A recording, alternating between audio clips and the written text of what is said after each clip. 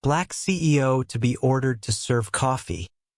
10 minutes later, she takes over the billion-dollar empire. Before we dive in this story, hit the comments and tell us your city or country. Let's see how far this story reaches. If you like the video, please subscribe. The boardroom was buzzing, suits and ties filling every seat, except one. A black woman stood near the coffee cart, unnoticed, unacknowledged. "We're still waiting on the assistant with refreshments," someone scoffed, glancing at her. But that woman wasn't catering today, she was the new owner. 10 minutes earlier, the company was under someone else's control. Now everything had changed. What no one knew was that this assistant had just acquired the entire billion-dollar firm in a silent buyout. What happens when prejudice meets power? Watch until the end to see how she rewrote the rules. Alicia Monroe wasn't born into wealth, but she built her empire one hard-earned brick at a time. The child of a schoolteacher and a mechanic, she grew up understanding the value of effort, dignity, and silence in the face of ignorance. Over the years, she turned a single tech consultancy into a global force. But she didn't advertise her face, no magazine features, no interviews. People knew her name, not her skin.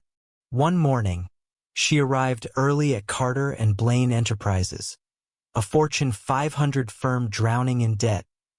Exactly the quiet, crumbling giant her company loved to rescue.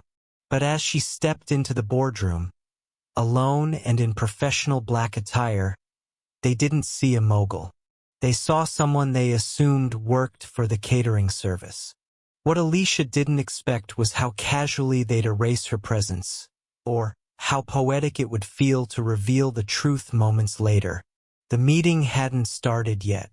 Men in $5,000 suits discussed restructuring, sipping espresso, and laughing about layoffs.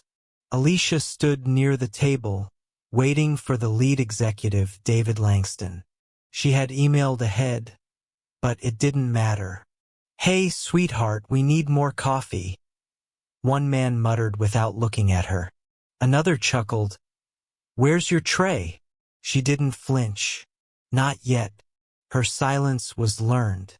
It wasn't the first time she'd been mistaken for less than what she was. She glanced at the time. Her lawyer had confirmed. The final acquisition transfer had been filed 10 minutes ago. Across the room, Langston swaggered in. "We'll begin once the assistant leaves," he announced, eyes gliding over her like glass. She locked eyes with him, but said nothing. Then, from behind her, the firm's CFO burst in, eyes wide and pale. "Sir, you need to see this," he whispered to Langston, handing him a tablet. Silence fell. Brows furrowed. Heads turned. Langston stood frozen. This can't be right. But it was. Alicia took a quiet step forward. "I believe you were expecting a representative from Monroe Holdings," she said calmly. The room stiffened. One man nearly dropped his cup. "I'm Alicia Monroe. As of 10:08 this morning, Monroe Holdings owns 72% of Carter and Blaine's voting stock. This is my meeting now." She didn't raise her voice. She didn't have to. The weight of her presence, of being seen finally, did all the work. For a second, the room stood still, like a paused scene in a courtroom drama. David Langston's face drained of color. The men who had laughed now stared in stunned silence. Alicia moved to the head of the table, calm and poised, while the assistant they were waiting for came in, carrying coffee. As Alicia sat down, she glanced around the room. "Gentlemen, let's proceed." No one laughed anymore. No one dared assume anymore. This wasn't just about business. It was about dignity reclaimed, power silently earned. In that moment, she was more than just a CEO. She was every underestimated, overlooked black woman who'd been mistaken for someone else's servant.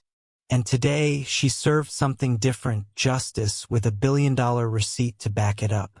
Alicia didn't fire anyone that day, not out of mercy, but out of strategy. She let the board sit with the sting of their assumptions. The following week, under her leadership, the company's stock experienced a surge. But the moment that lingered wasn't the numbers.